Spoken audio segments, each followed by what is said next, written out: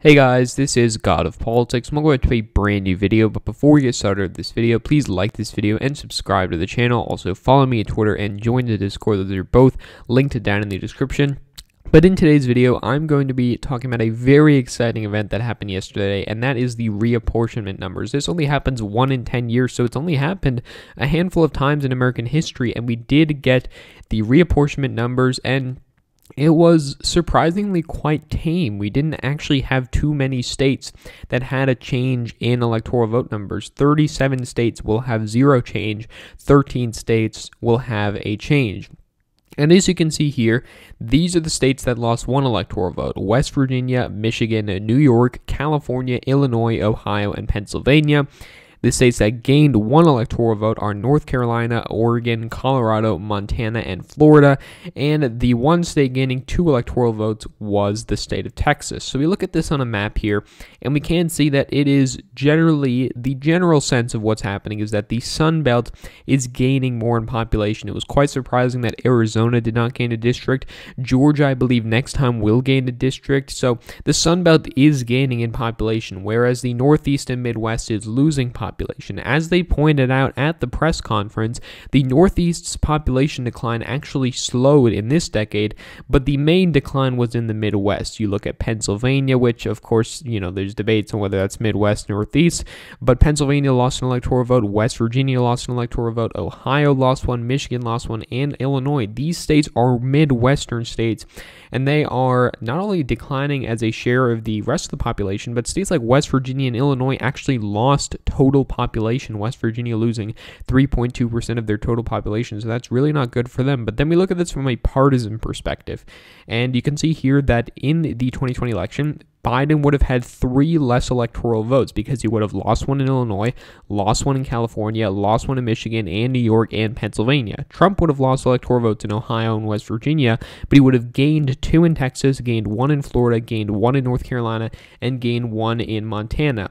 And it was quite far from the projections that we actually thought would happen, because many people had thought Texas would gain 3, Florida would gain 2, Arizona would gain 1, and California was actually, in reality, quite close to losing a second district, and all indications based on that point to a severe undercount of Hispanic citizens and other people in the country. And so what that led to is Texas not gaining as much as people thought. Same thing with Florida, California almost losing a second, Arizona not gaining any. And it really shows that New York actually had quite an undercount as well, which was surprising to many, because a lot of these talking points have been, there's a mass exodus from New York City, but really they were actually only 89 people away from not losing any electoral votes. And this is considering the fact that the census started at the height of the pandemic in New York City, the epicenter of the world at the time, and Governor Cuomo actually didn't release the state resources until about August, I believe. So really there was a severe undercount in New York. You would have had it amongst Hispanic voters, which is a trend we saw along here. You would have had it just amongst general people, many who did leave the city, many people who didn't answer it because there wasn't the same kind of outreach that there normally would have been. And so there's a lot of factors going into that. But New York really did not have the decline that many people thought it would, because it's lost 2 electoral votes in every census since 1950. And this time it was on the cusp of not losing any. And really, let's be real here, it shouldn't have lost any based on the actual count. And so it was the country's 24th census. So this has only happened 24 times ever, and it was a really historic day. It's a decade that is required by the Constitution and has been done so since 1790. And so there was a delay this year because of COVID and doing this, all of this stuff. And there's not going to be full information until about September, I believe, which is when the redistricting is going to start. And I'll talk about that in a little bit. And so it says, is there information about race, ethnicity, age, and sex, as well as population numbers for counties, cities, towns, and other smaller areas in these census results? And so that's going to be released in the second set of 2020 census results.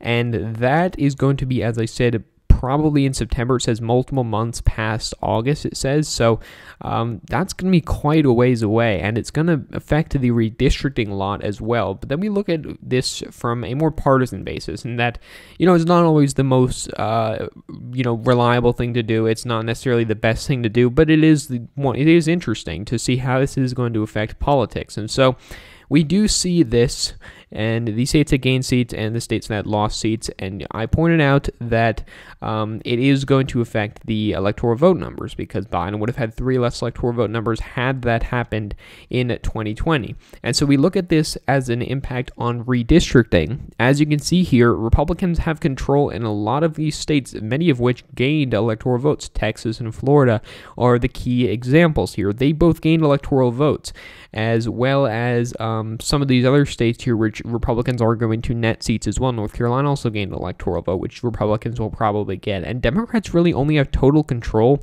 in states like New York and Illinois, both of which are losing an electoral vote, which could actually be to their advantage. So we look at the states that gain seats here. We look at Florida, for example. They have a 16 to 11 seat advantage, 2 of which are in seats that are quite close, quite swingy districts, but you have a couple Democrats in swingy districts as well. And so Democrats really are probably screwed in the state of Florida, even with their fair districts amendment. And so that's going to affect someone like Charlie Crist, maybe someone like Stephanie Murphy. So we're going to see what happens there. Colorado and Montana, both states that gained an electoral vote will have commissions that'll draw it, which should, in theory, limit partisan gerrymandering, but usually what ends up happening is they just protect the incumbents. As for North Carolina, it says Democratic Governor Roy Cooper has no say in redistricting, so it's going to just be up to the GOP-led state legislature, which is probably going to draw an 8-5 map, not getting rid of any Democratic incumbents, but shoring up the Republican incumbents that are there currently and giving the new seat to the Republicans. So we look at the states that lost seats, and California is losing a seat, and it's going to be a big question of which seat is actually going to go away. I'm predicting that it's going to be Mike Garcia's seat in northern Los Angeles. It's going to take away some of those Republican areas of the Simi Valley, which is where Ronald Reagan is from, which really should never have been in the district in the first place, and so that's going to make it much more Democratic. And Mike Garcia, who barely won in 2020, running about 10 points ahead of Donald Trump, is probably not going to win in 2022. As for New York and Illinois, Democrats really have a large say in what's going to happen here. Illinois, they'll probably get rid of 2 Republican districts. New York, they'll probably get rid of maybe even up to 5 Republicans, so that would be really a big thing to happen. But in Ohio, they're probably going to get rid of 2 Democrats here. Tim Ryan is going to be the big one. He has already announced he's running for Senate, most likely because of the fact that he knows they're going to get rid of his district. Pennsylvania, you've got the split legislature, or you've got the Republican legislature, Democratic governor. That's going to cause a lot of problems. Michigan, you've got an independent commission doing it. In West Virginia, you're probably going to have probably Alex Mooney is going to get drawn out. He's kind of a carpetbagger. He's consistently underperformed. He's probably going to lose his district. But overall, I've mapped out what I consider to be the most vulnerable incumbents because of this new the new Census Bureau information. And so before, Minnesota, probably most people thought that they were going to lose a district. Not looking like that anymore. So, of course, they were, about 30 people away from losing a district, but they're not losing a district. So, Michelle Fischbach probably going to be fine. But now instead, you're probably going to have many incumbent Republicans in New York losing their district. Probably you're going to have New York's 1st district becoming Democratic. You're going to have the 22nd district combined with the 21st district. You're probably going to have the 23rd district that also probably gets axed. So I'd probably add that to the list as well. As for New Jersey, you're going to have a scenario where Tom Malinowski is probably going to get drawn out. The commission has a bunch of people that are appointed by the candidate that ran against Tom Malinowski in 2020. As for West Virginia, I pointed out Alex Mooney is probably going to lose his seat because West Virginia is going from 3 to 2 seats. He's a consistent underperformer and a carpetbagger. In Maryland, they're probably going to do the 8-0 gerrymander. Andy Harris is going to get drawn out. As I pointed out, in Ohio, they're going to get rid of 2 Democratic districts. Indiana, they're going to get rid of a Democrat. Kentucky and Tennessee, they're both going to get rid of a Democrat. Georgia, they're going to get rid of a Democrat.